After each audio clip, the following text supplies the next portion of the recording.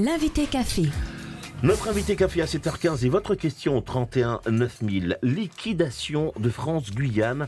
Nous en parlons avec notre invité café Jean-Philippe Basile, représentant des salariés à France-Guyane. Et responsable de la diffusion. Bonjour Jean-Philippe Basile. Bonjour à tous. Et puis, je profite, aujourd'hui c'est le dernier jour, le 31 du mois de janvier.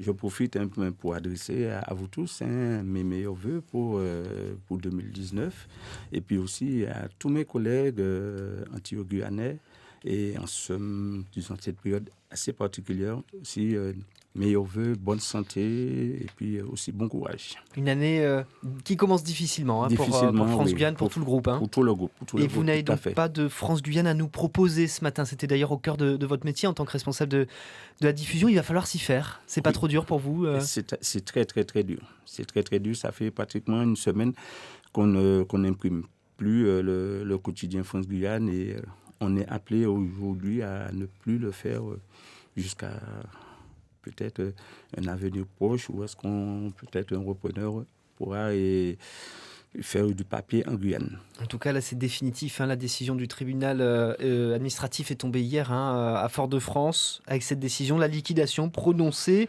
Vous venez d'en parler, une fin particulièrement dure à vivre également parce que vous n'avez pas pu boucler dernière édition d'Adieu.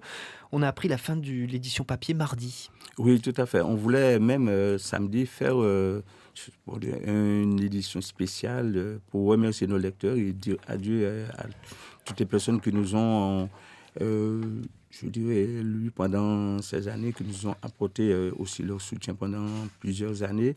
Bon, ça fait quand même 44 ans que France-Guyane existe dans le département. Bon, 55 ans sur l'ensemble des Antilles. Oui. Mais c'est vrai que hier, la décision fut un choc quand même pour beaucoup de nos collègues, et même si on s'y attendait, mais quand ça arrive, c'est toujours très difficile à supporter. Olivier Damon. Oui, alors justement, vous venez de l'évoquer, on a entendu dans nos éditions de ce matin. Aux Antilles, il est prévu, en tout cas les salariés entendent se mobiliser pour sortir un dernier numéro de remerciements. Ici, ça va être le cas ou pas ? Non.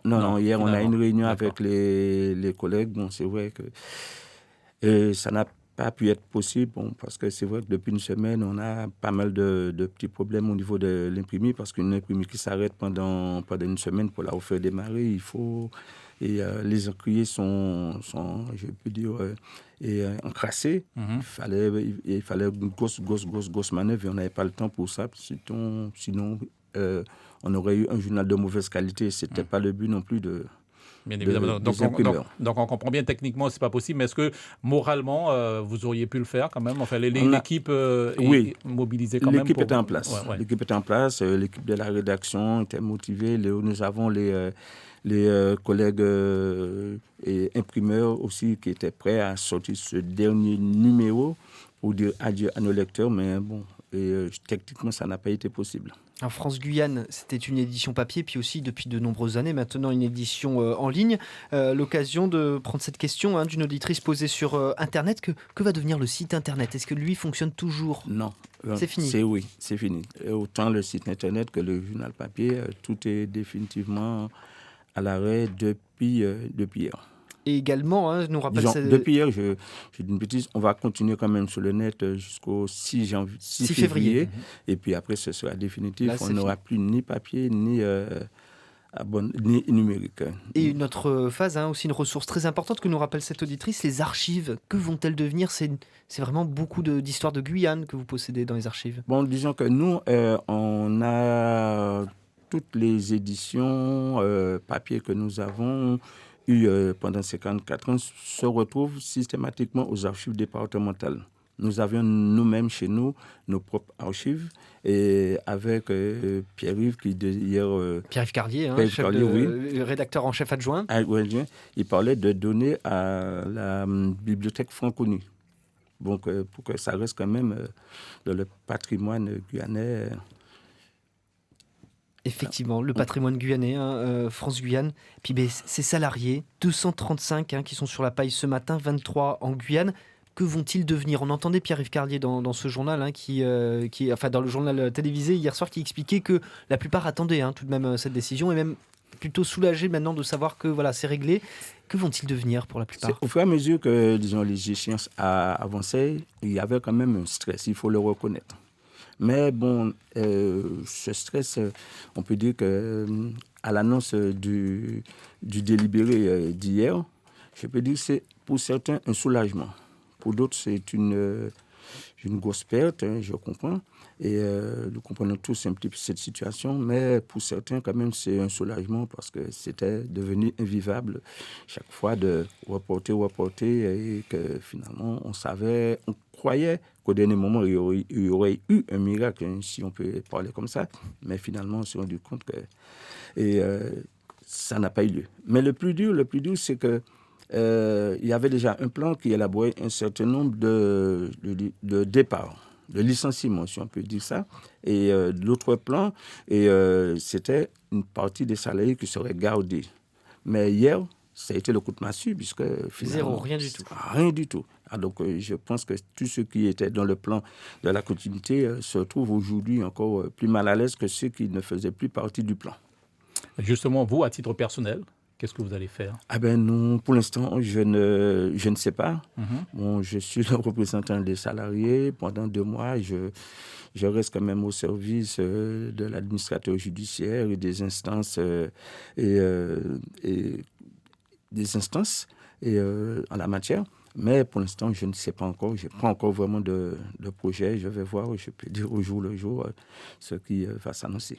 La question se pose aussi pour le sort de l'imprimerie, hein, un outil qui était flambant neuf, hein, puisqu'il est arrivé il y a 15 ans exprès pour France Guyane, qui a permis aussi que le quotidien soit diffusé au jour même ici en Guyane. Est-ce qu'elle va pouvoir exister ? Les salariés vont-ils avoir du travail pour d'autres publications ?